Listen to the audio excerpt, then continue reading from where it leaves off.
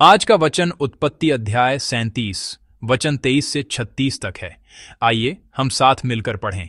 इसलिए ऐसा हुआ कि जब यूसुफ अपने भाइयों के पास पहुंचा तब उन्होंने उसका रंग बिरंगा अंगरखा जिसे वह पहने हुए था उतार लिया और यूसुफ को उठाकर गड्ढे में डाल दिया।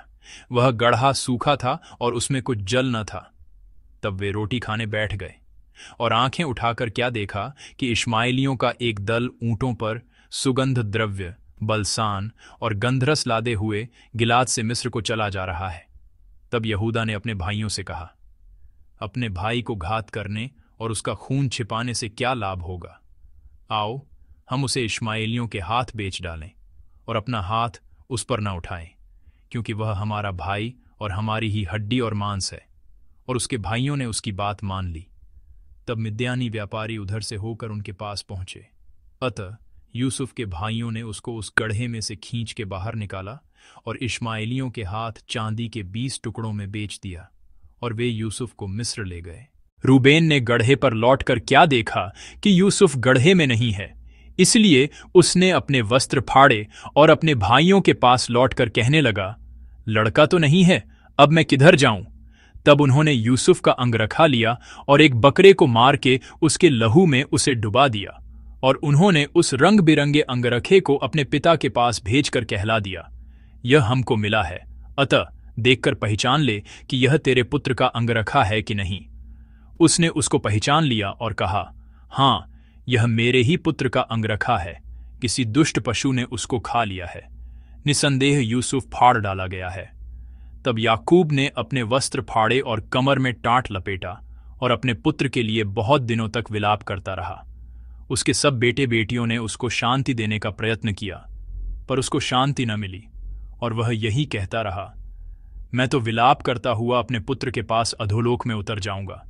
इस प्रकार उसका पिता उसके लिए रोता ही रहा। इस बीच मिद्यानियों ने यूसुफ को मिस्र में ले जाकर पोतीपर नामक फिरौन के एक हाकिम और अंगरक्षकों के प्रधान के हाथ बेच डाला। आमीन। क्या आपने कभी अपने जीवन में किसी ऐसे व्यक्ति से धोखा खाया है जिस पर आपने भरोसा किया हो? उस समय आपको कैसा महसूस हुआ था? क्या आपका दिल बैठ गया, सांसें रुक गईं और आप पर यह निराशा हावी हो गई कि अब सब खत्म हो गया? आज के पाठ में यूसुफ की भी यही स्थिति थी। आज का पाठ उत्पत्ति में वर्णित यूसुफ की लंबी कहानी का एक बहुत ही महत्वपूर्ण दृश्य है।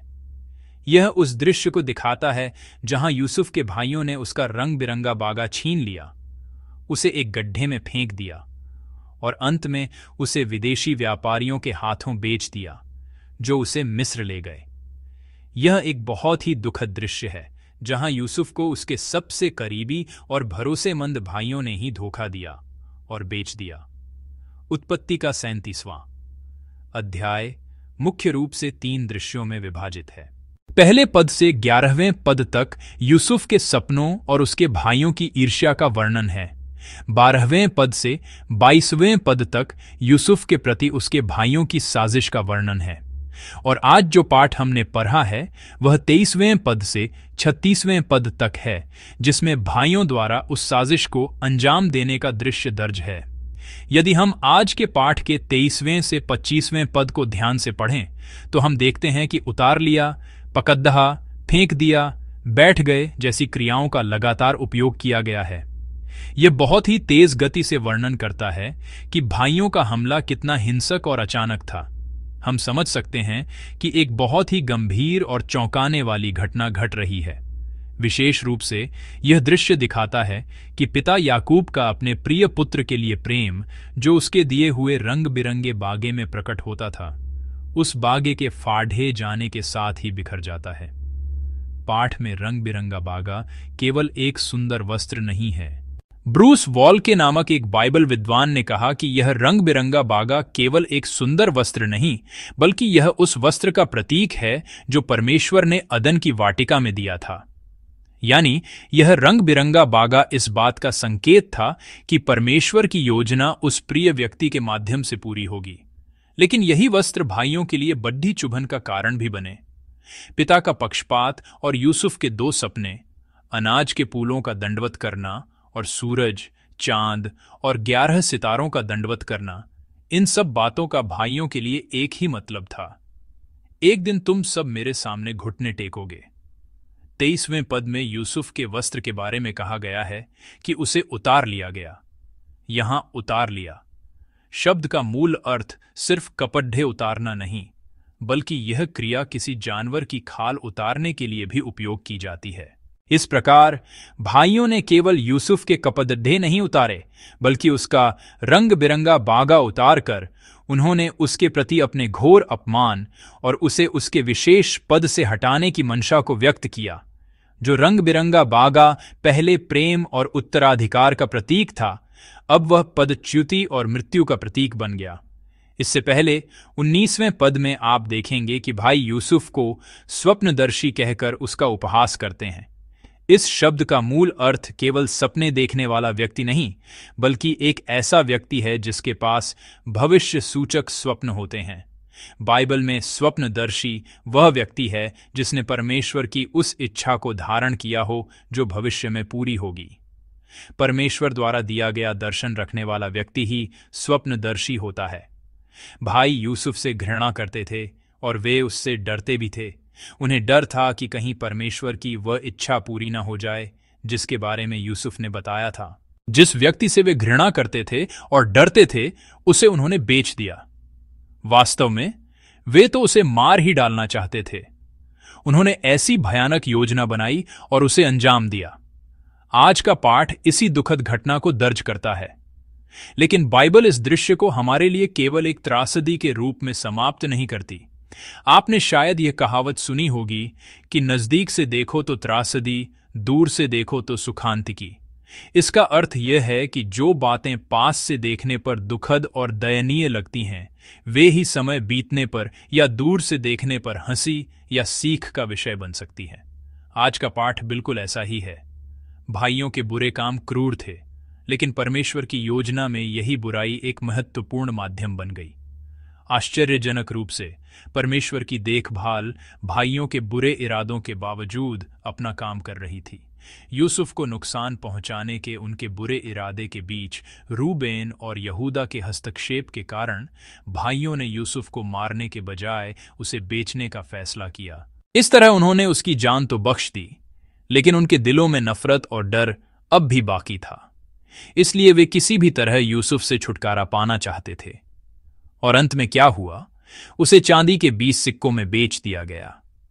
लेकिन परमेश्वर हमें टेढ़े मेढ़े रास्तों से भी एक अच्छे उद्देश्य की ओर आगे बढ़ाते हैं। यूसुफ को मिस्र में बेचा गया, वहां वह जेल गया और जेल में ही उसने सपनों का अर्थ बताया। इसी कारण वह फिरौन के सपने का अर्थ बताने की स्थिति में आया। उस सपने का अर्थ बताकर वह मिस्र का प्रधानमंत्री बना और प्रधानमंत्री बनकर उसने न केवल उन अनगिनत लोगों को बचाया जो अकाल के कारण मरने वाले थे, बल्कि अपने परिवार को भी बचाया। इस बद्धी तस्वीर में यूसुफ का मारा न जाना बल्कि उसका बेचा जाना, यह सब परमेश्वर की योजना का ही हिस्सा था। इसके अलावा इस घटना की पृष्ठभूमि में दोतान का क्षेत्र है जो सामरिया के उत्तर में स्थित है। यह एक अंतर्राष्ट्रीय व्यापार मार्ग पर पड़ीडीडीएचता था जहां से व्यापारी अक्सर गुजरते थे। भाई केवल शकेम तक ही क्यों नहीं रुके, वे और दूर दोतान तक क्यों गए? हम इसका पूरा ऐतिहासिक कारण तो नहीं जान सकते, लेकिन हम यह विश्वास कर सकते हैं कि यह भी परमेश्वर की अगुवाई में ही हुआ था। संत ऑगस्टिन ने कहा था, परमेश्वर की योजना सबसे टेढ़े मेढ़े रास्तों से भी अपनी मंजिल तक पहुंच जाती है। जी हां, परमेश्वर की योजना सबसे टेढ़े मेढ़े रास्तों से भी अपनी मंजिल तक पहुंच जाती है। इसका मतलब है कि भाइयों के बुरे इरादे, उनके गलत चुनाव और यहां तक कि मानव तस्करी जैसा घृणित पाप भी परमेश्वर की योजना को विफल नहीं कर सका, बल्कि परमेश्वर ने इन सब का भी इस्तेमाल किया। भाइयों ने सोचा होगा कि उन्होंने यूसुफ के सपने को चकनाचूर कर दिया है, लेकिन वास्तव में इसी घटना के द्वारा परमेश्वर उस सपने को पूरा करने के लिए यूसुफ को आगे बढ़ा रहे थे। पास से देखने पर यह हत्या के प्रयास और मानव तस्करी की एक भयानक घटना है, लेकिन जब हम बाइबल की पूरी कहानी के परिप्रेक्ष्य में देखते हैं तो हम पाते हैं कि यह परमेश्वर के छुटकारे के इतिहास को पूरा करने की दिशा में एक महत्वपूर्ण कदम था। यह परमेश्वर की रहस्यमयी देखभाल और उनकी अपार कृपा है। यहां हमें लेखक हेनरी नौवेन के शब्दों पर विचार करना चाहिए। जब हमें त्याग दिया जाता है तभी परमेश्वर हमें उठाते हैं। जी हां, जब हमें त्याग दिया जाता है तभी परमेश्वर हमें उठाते हैं। यूसुफ को उसके भाइयों ने त्याग दिया। उसने उस दुखद सच्चाई का सामना किया, लेकिन उसी पीढ़ा के मार्ग पर उसने परमेश्वर द्वारा उठाए जाने का अनुभव किया। विश्वासियों का जीवन ऐसा ही होता है। इस प्रकार यूसुफ की लंबी कहानी केवल पारिवारिक रिश्तों या मानवीय संबंधों के बारे में सबक देने के लिए नहीं है। यूसुफ की कष्टों से भरी यात्रा भी केवल उसके चरित्र में सुधार या एक व्यक्ति की सफलता की कहानी दिखाने के लिए नहीं है। उत्पत्ति में दर्ज यूसुफ की कहानी हमें परमेश्वर की छुटकारे की योजना के बारे में बताती है। यह हमें विस्तार से दिखाती है कि परमेश्वर अपनी छुटकारे की महान योजना को कैसे पूरा करते हैं, और परमेश्वर आज भी हमारे जीवन में छुटकारे का यही कार्य कर रहे हैं। हो सकता है कि आज इस आराधना में शामिल आप में से किसी का सपना उस रंग बिरंगे बागे की तरह बिखर गया हो और आप स्वयं को एक ऐसे गड्ढे में पा रहे हों जहां से निकलने का कोई रास्ता नजर नहीं आता। लेकिन हमें यह याद रखना चाहिए कि परमेश्वर की योजना, जो अल्फा और ओमेगा, आदि और अंत हैं, अब भी जारी है। हो सकता है कि अब भी सब कुछ अंधकारमय लगे, लेकिन कहानी का अंत निश्चित रूप से परमेश्वर ही लिखते हैं। प्रक्रिया और परिणाम दोनों ही परमेश्वर की इच्छा के अधीन हैं।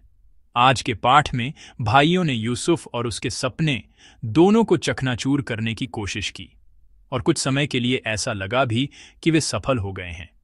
लेकिन ऐसा नहीं था, बल्कि परमेश्वर ने उनकी बुराई को भी भलाई में बदल दिया। इसके माध्यम से परमेश्वर हमसे क्या कहना चाहते हैं?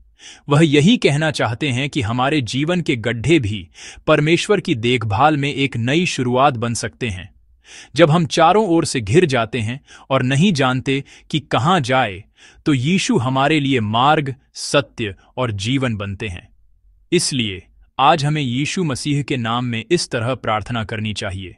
हे प्रभु, मैं विश्वास करता हूं कि भले ही मैं इस गड्ढे में कुछ समझ नहीं पा रहा हूं, पर आपकी योजना कभी विफल नहीं होगी।